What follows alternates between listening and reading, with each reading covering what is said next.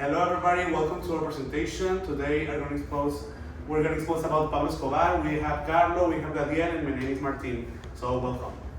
When we think about what makes a person a criminal, the story of Pablo Escobar immediately comes to mind.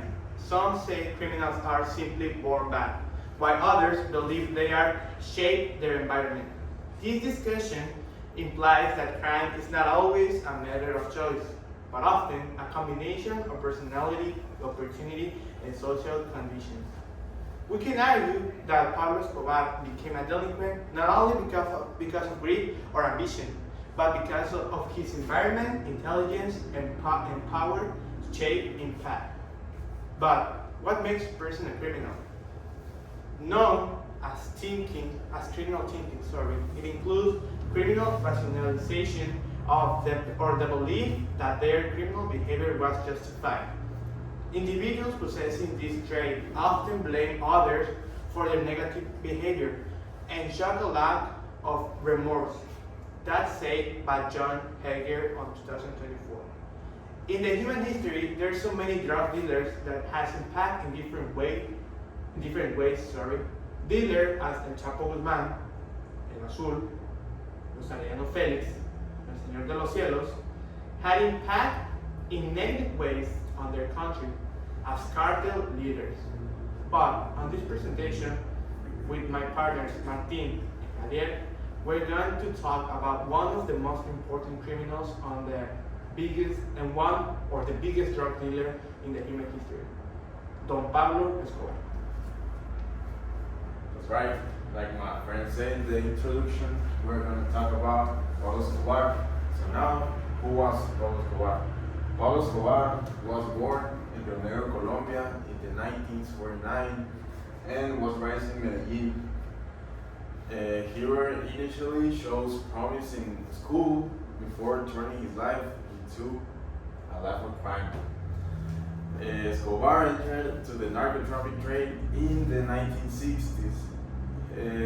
He was marked by extreme violence, including bribery and assassination, encapsulated in his famous motto, Plana or Plomo, meaning money or lead. At this peak, he was one of the wildest individuals globally, reportedly smuggling around 80 tons of cocaine per month to the United States. In addition, Pablo Escobar was very brilliant, but also was very destructive. Since he was a kid, he shows a tendency to take risks and to challenge authority. Then, when he grew up, he learned earlier that money could buy respect. His intelligence made him rational in planning crimes with strategy and logic. However, his decision will result in violence and chaos all across in Colombia. However, many historians endorse that the idea that Pablo criminal's empire was the outcome of a social inequality and a weak government system.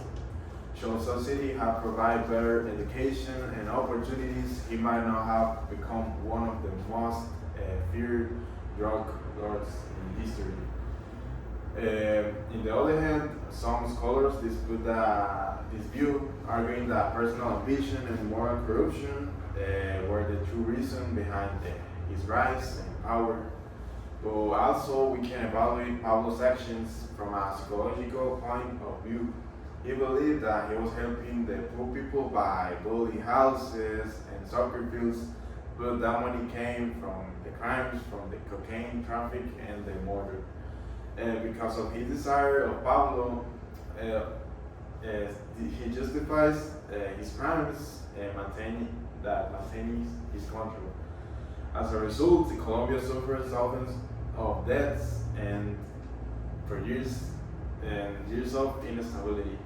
Furthermore, should Pablo Escobar has released the long-term damage he was causing, he might have sought redemption earlier. And if the government had acted more decisively in the beginning, they might have stopped his empire before it grew up so large. Okay, so now as a conclusion and a complement of what my partner says, we have that Pablo Escobar story shows that crime can arise from both personal choice and the circumstances around that person.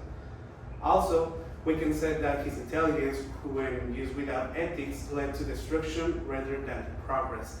And that's very important because you need to know how to use your intelligence. Also, it reminds us that both society and individual responsibility play an important role in shaping actions. And his legacy demonstrates that power and greed ultimately lead to tragedy. Overall, his life teaches how environment and morality together influence human behavior. So, as a general conclusion, Pablo Escobar's life help us to understand that being criminal is really about being evil alone. It is about circumstances, choices, and also consequences. His life implies that intelligence without ethics can turn into destruction. When we evaluate what makes a person a criminal, we see that both society and individual responsibility play an important role. Pablo's case reminds us that if power and greed are left unchecked, they will be inevitability. There will be tragedy, result in tragedy. So that's all for today. Thank you so much.